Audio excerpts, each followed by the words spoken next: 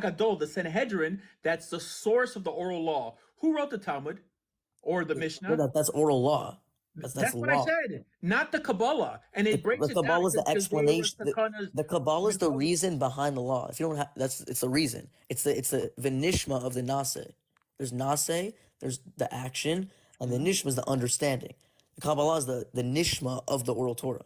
And I want to ask you a question. According to Kabbalah, like Kabbalah could claim whatever it wants for itself. It's not claiming. It's from, again, it's like me going to a McDonald's worker and asking me to show me the neural pathways of a brain, and then I go to a brain doctor and he shows me the neural pathways of a brain. Like, you have to understand that you can't throw out the how you can't. I'll tell you why we could, because all this. Okay, let me break down what Kabbalah is for people listening, because you're making it sound like Kabbalah was there from the beginning. Oh, it was. Wait, hold, before you. No, I know you believe that in faith. But historically, before you keep going, just really quick, I want to ask you, what do you think? What do you think? Don't change the subject. Don't change the subject. No, it's the same thing. It's the same thing. No. Listen, the foundation of Kabbalah is the Zohar. Okay. No, Kabbalah was before. Do you ever heard of a sefer called the Sefer Yetzirah? I'm asking you. Sefer Yetzirah has nothing to do with Kabbalah, by the way. Yes, it is. It's Avraham Avinu. Yes. Okay. It's a medrash to believe that Avraham Avinu wrote it. Okay, but the notion. He did write it, and we even know that. You believe that in faith, by the way. No, because it's been passed down. Like his writings have been passed down. Faith. Okay. It has nothing to do with Lurianic Kabbalah. The foundation of Kabbalah is not mysticism, because in the Gemara, yes, we have Maaseh Merkava and Maaseh Bereshis, right? The Zohar first appeared on the scene in 1270 of the Common Era. The Rambam didn't have the Zohar. Rashi didn't have the Zohar. The Ramban didn't have the Zohar. Notions like the Sefirot didn't exist. Look into the Sefer Yetzirah. You'll see. It's a very small sefer, by the way. Okay, I mean it's not. I know. Really quick? Do you follow the Vilna Gaon? Yeah. Okay, so do you know how much? Hold on, wait a minute. When I say that I follow a rabbi, it doesn't mean that I believe everything he believes. I know the Vilna Gaon wrote a parish of the Zohar. He wrote a commentary of the Zohar. Fine. He wrote immense commentary on. That's fine. Yeah, but that doesn't mean I agree with everything he says. But do you follow the Rambam? I follow everybody. All right. Well, that makes. You asked me a question. I responded very clearly, and now I'm asking you about a rabbi who's bigger than the Vilna Gaon, who didn't believe in half of what you believe in. Okay. How would you say the Rambam's bigger than the Vilna Gaon? Now you're just saying things. There's no. How do you know the Rambam's bigger than the Vilna Gaon? I think everybody acknowledges. No, they don't. That's not. That's not an acknowledgement. You know why? Because the Rambam is a codifier of halakha, and the Vilna Gaon compiled halakha. There's a distinction. The Vilna Gaon commented on Shulchan Aruch, which is 90% Rambam. You're telling me anyone's going to walk around thinking the Vilna Gaon is bigger than the Rambam, who actually had a Masorah going back? Again, you can't compare tzaddikim. It's like it's good. What are you talking about? No, you can't. This is like a fundamental thing. It's like me comparing Yosef at tzaddik to Avraham Avinu. Well, Avraham was the father, so he has to be greater than Yosef. Amoraim? What? Are Tanaim bigger than Amoraim? Tanaim? Are Tanaim, is Rabbi Akiva bigger than Rav Papa? Are the rabbis in the Mishnah more authoritative than the rabbis in the Gemara? I mean, the Mishnah law, everything stems from. So obviously, because those rabbis are more authoritative than the rabbis who came after. Why? Because they had smicha. So this notion that you can't compare rabbis is not true. There's rabbis who are greater than other rabbis. This notion that they're all equally. I want you to tell me though how the Rambam is greater than the Vilna Gaon. The reason the Rambam is special to us is he's the only one to ever codify all of halakha. The only one. The only rabbi to codify all of halakha. And the Vilna Gaon was the only rabbi to tap into the nukba de zerach of Partsufi. Oh, so again, you can have. Wait. Okay, so if you hold by the Vilna Gaon, then you cannot be Chabad. No. Okay. So again, I don't hold on. I mean, like for people who don't know what Cherem is, the Vilna Gaon excommunicated Chabad. That means the followers of the Gra, the Vilna Gaon, they do not eat. They won't eat the hashkacha, the kashrus of Chabad. They won't touch. That was at the beginning of Chassidut. They still do it today. No, they don't. In fact, my father, who's a rabbi, went to multiple misnagdim yeshivas, multiple, and most of them you find a Tanya on the bookshelf. So it's surprising okay, no. that You Misnagid said they don't yeshivas. exist today. Okay, I said Panovich.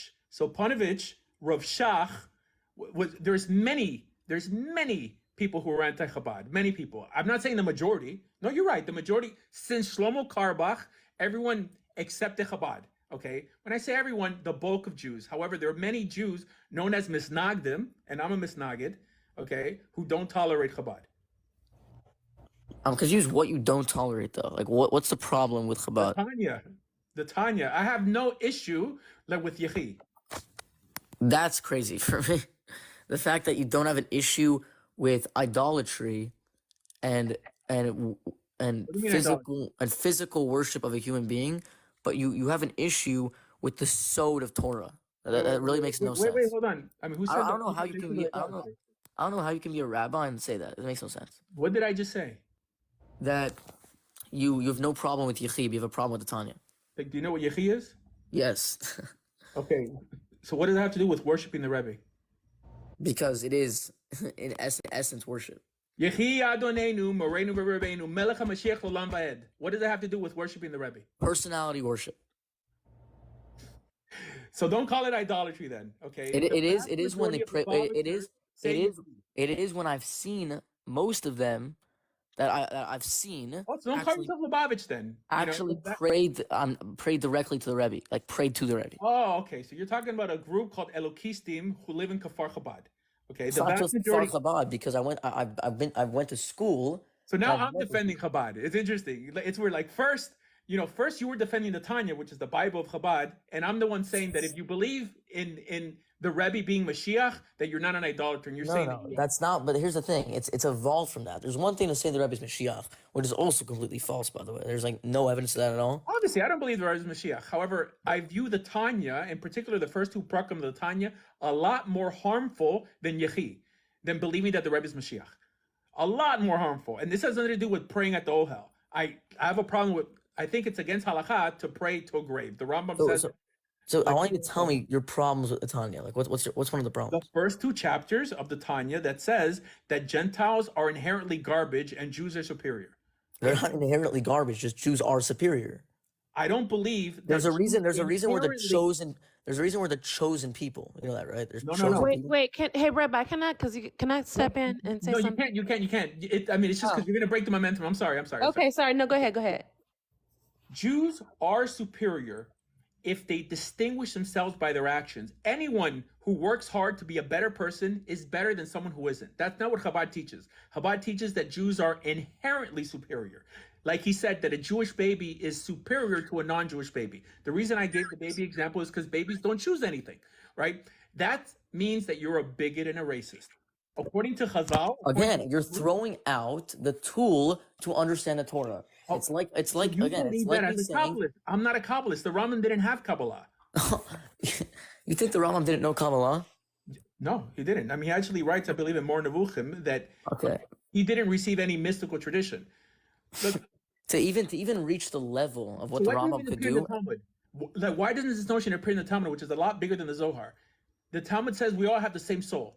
Some people choose to do good with their soul. Some people do crappy with their soul. Some people don't. A Jewish soul can only according to Kabbalah. Okay. So if you know so much halacha, what's the halacha for a non-Jew? Is a non-Jew allowed to keep the Sabbath?